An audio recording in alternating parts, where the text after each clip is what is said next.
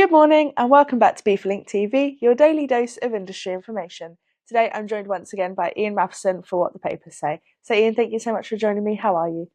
I'm good, thank you, Brooke, and I hope you are too. I am indeed, thank you. So what have we got coming up this week? Well, we've got a busy one today, so we better As we get always do. move on. Yeah. I noticed last week the contract negotiated by the International Longshoremen's Association and the Mhm. U.S. Marine or Maritime Alliance was ratified, and that's great because it removes the prospect of industrial action at US East Yeah. Coast and Gulf Coast ports for the next 6 years. And of course, it's good news for logistics companies, traders, consumers, who are all, I think, a little bit on edge because Yeah. of the ongoing uncertainty surrounding the Trump administration's trade policies and tariffs. Yeah. And of course, like you said, this is great news for BIFA members as well, that this would have affected if it went ahead. Indeed, yeah.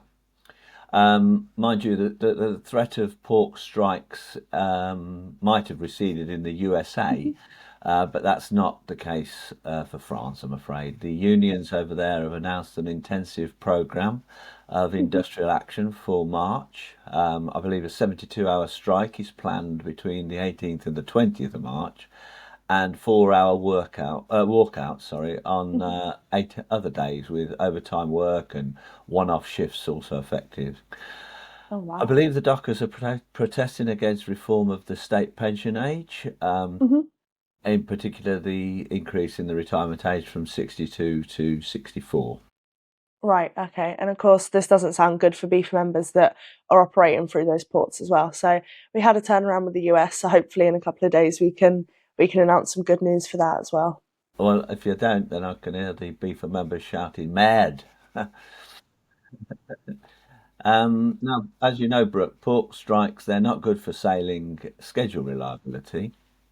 And according to Sea Intelligence, the maritime intelligence platform, global container shipping line schedule reliability started the new year down 2.1 percentage points. That's just over 50% in January compared to December 2024.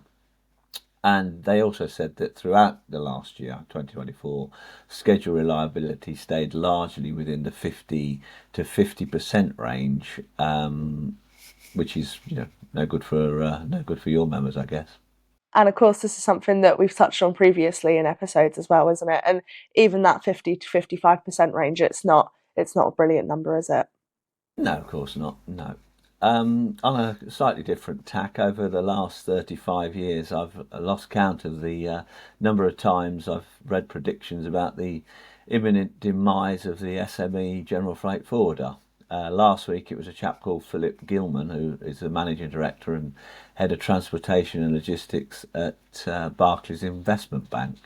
Right. And he featured in an interview in the American Journal of Transport, which can be seen in the link below. And he was making some comments about the future being in the hands of the multinationals and the large businesses. Right. Okay. It would have been nice, Brooke, to have had a chance to give a alternative view from BIFA, but we didn't get that chance, unfortunately. Yeah, of course. Like BIFA's membership is made up of a pretty large majority of SMEs, and our membership is larger than it's ever been. So, judging on just that number alone, the SME looks like it's still going strong. Absolutely, yeah. Let's hope so, anyway. The Trump administration's announcements affecting international trade just keep coming. Last week, following its investigation into what it concluded was unfair Chinese state support for their maritime supply chains, a chap called Jameson Greer, who's the US trade representative, proposed fees for China-built ships calling at US ports, not UK ports. Right. At their most extreme, the new fees could amount to $1.5 million, so I Oh, understand, for any wow. container ship that's been built in a Chinese shipyard, and that's Mhm. irrespective of the current vessel's flag or the Right. Okay. nationality of the operating company. Mhm. And clearly, obviously, if these proposals are enacted, it's going to affect a huge part of the world container Yeah. fleet, and they could have potential to temporarily hike shipping costs to US importers, especially if the carriers were to introduce surcharges to cover the new fees, which is probably quite likely, I would have thought. Yeah, of course. And I know there's meant to be a hearing about this. I think it's later this month. But of course, I know there's a bit of an inconsistency between what he says and what he actually does. So, yeah.